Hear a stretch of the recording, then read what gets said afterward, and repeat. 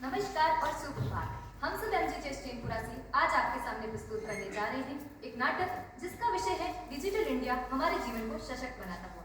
तो चलिए देखते हैं एक साधारण से भारतीय परिवार की कहानी जिसने डिजिटल इंडिया ने उनके जीवन को बहुत ही बुरे तरीके से प्रभावित किया है और काफी बदलाव मिला है।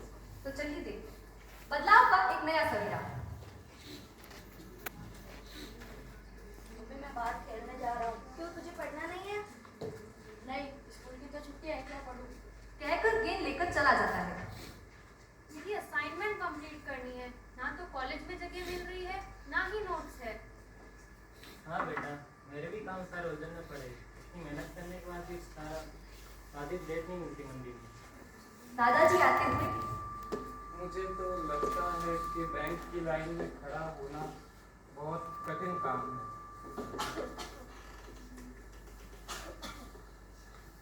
तुम्हें कितनी बार बोला कि जाके चेक करा दो। क्या करूँ, काम में समय नहीं मिलता, ऊपर से पर्ची के लिए भी इतनी लंबी लाइन लगानी पड़ती है। कुछ समय बाद पापा खेत चले जाते हैं।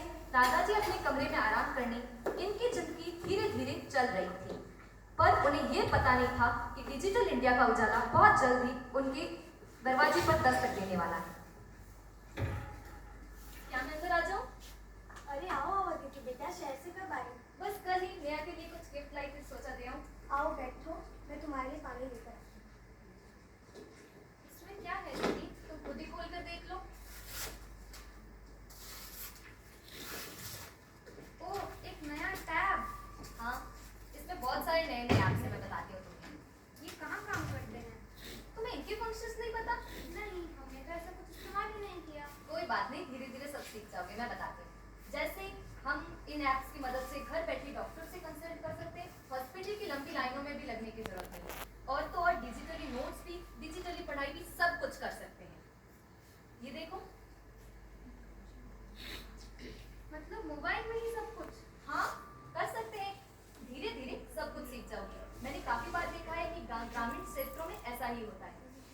तो थैंक यू दीदी। चलो, इसका इस्तेमाल जरूर करना, और आगे कुछ भी पूछना हो तो मेरे से पूछ लेना, ठीक है? Thank you. ओके। इसके बारे में बता रही थी। आपने सुना नहीं, अब आपको हॉस्पिटल की लंबी लाइन में खड़ा नहीं होना पड़ेगा। मोबाइल से ही डॉक्टर से कंसल्टेशन हो सकती है। अच्छा है, तुमको ज़्यादा समय भी नहीं लगेगा। चांदनी जी, जो पहले घंटों अस्पताल की लाइनों में इंतजार करती थी, अब घर बैठे ही डॉक्टर से बात कर सकती है। शाम के समय पापा, आज अदिति दीदी आई थी। वही पड़ोस में लड़की तो घर में रहती है। हाँ, मुझे बहुत ही कमाल की चीज बताई।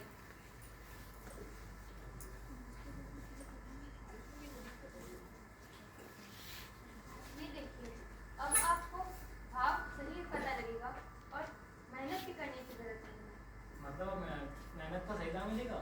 हाँ, ये देखिए, किसान ऐप और ई नाम इससे आपको मेहनत का सही दाम मिलेगा और खरीदारी से सीधा सौदा हो सकता है।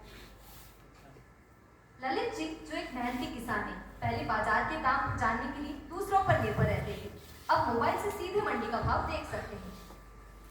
दादाजी का प्रवेश। मेरे को भी कुछ जवान होने के नुस्खे बता दो। वो तो नहीं है मेरे पास, पर आपको बैंक की लंबी लाइनों में खड़ा नहीं होना तो पड़ेगा। फिर क्या मिलेगी नहीं? नहीं नहीं, अब आपके बैंक में सीधा पेंशन आएगी डीबीटी से, तब तो कोई दिक्कत नहीं। दादाजी, जिन्हें पहले घंटों बैंक की लाइन में खड़ा होना पड़ता था, लेकिन अब डिजिटल इंडिया ने ये काम उनके लिए बहुत ही आसान कर दिया है। डीबीटी के तहत अब उनके पेंशन सीधे उनके बैंक खाते में आ जाती है। तभी श्याम आकर बैठता है।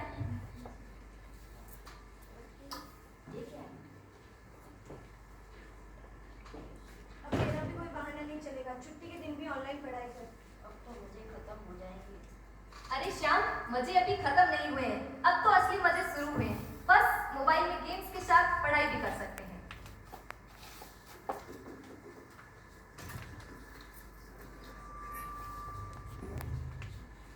देखिए कैसे एक छोटा सा उपकरण पूरे परिवार के लिए बहुत बड़ा बदलाव लाया। सभी की जिंदगी को बहुत ही, जो प्रॉब्लम्स में थे पहले, बहुत ही आसान बना दिया। तो मिलकर सब कहें, डिजिटल इंडिया जीवन को सशक्त बनाए। धन्यवाद।